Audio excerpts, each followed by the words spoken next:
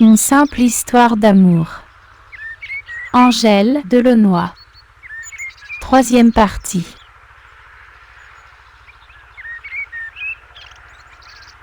Chevalier attentionné, tu étais ensuite monté sur son dos, à califourchon, lui chuchotant à l'oreille qu'il fallait me laisser du temps pour m'habituer à lui, que je venais d'un ailleurs inconnu, d'un autre royaume où les gentils dragons n'avaient pas le droit d'effrayer les minuscules princesses.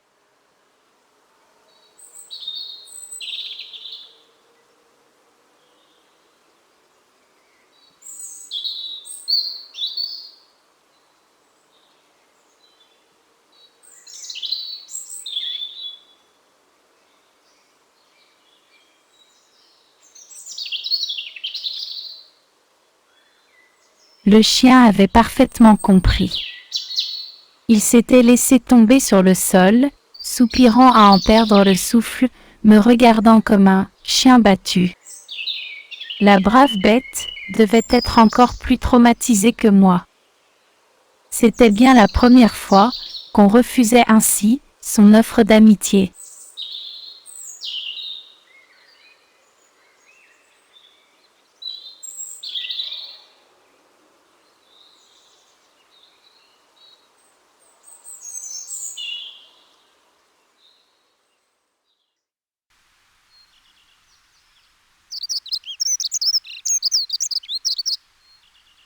Je me suis souvent demandé ce qui lui était passé par la tête, car, le soir même, les lacets de mes espadrilles étaient entièrement grignotés et imbibés de bave collante. Le lendemain matin, toi, mon héroïque chevalier, tu as décidé de me venger.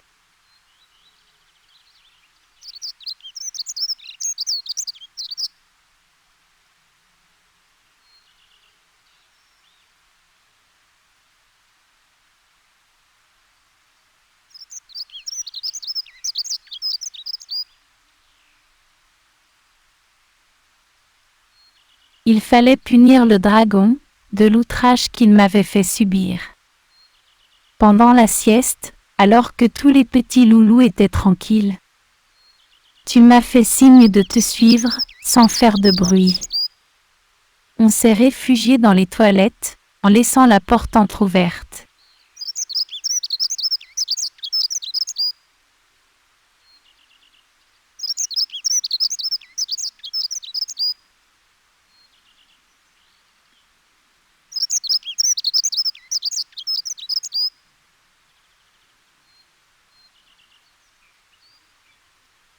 D'un sifflement de proue, tu as ordonné au chien affalé, qui nous avait suivis du coin de l'œil, de nous rejoindre. Dagobert, ici. Avec un délicieux frisson de crainte, j'ai vu la bête se secouer et venir vers nous.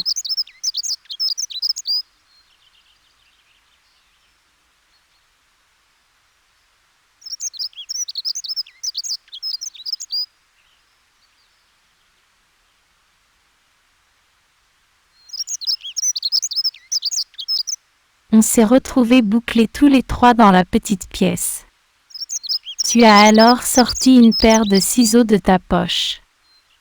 Ensuite, tu as entrepris de couper les cheveux du chien pour le punir d'avoir mangé mes lacets. J'étais stupéfaite et ravie de ton audace.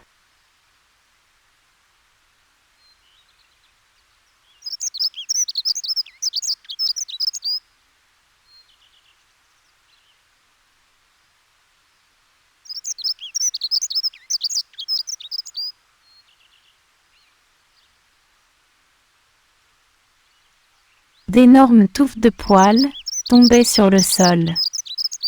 L'animal se laissait faire, sans broncher, et devenait, d'instant en instant, une caricature de lui-même. Ma crainte disparaissait, comme par enchantement. Arrête, Erwan. Il est assez puni comme ça.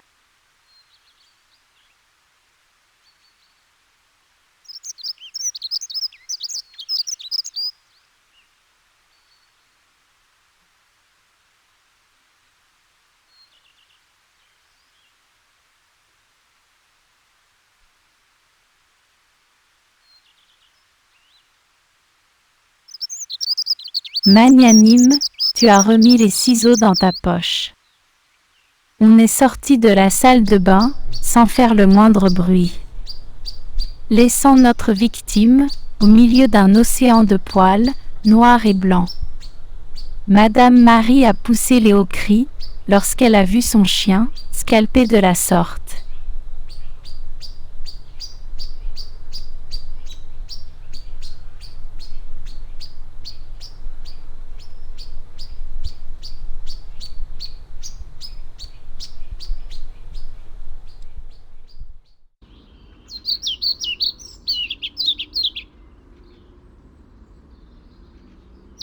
Elle s'est demandé lequel de ses loulous était l'auteur de cette grosse bêtise. Les soupçons se sont portés sur toi.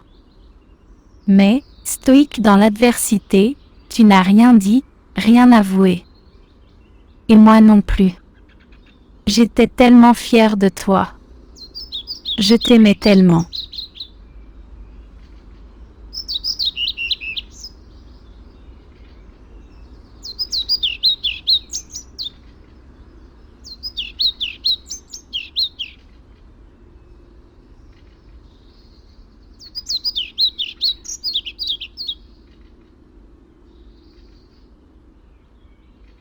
Lorsque je repasse ce gentil cinéma dans ma tête, je ne peux m'empêcher de sourire. Personne n'a compris la suite. Mais, Dagobert et moi, on est devenus les deux meilleurs amis du monde.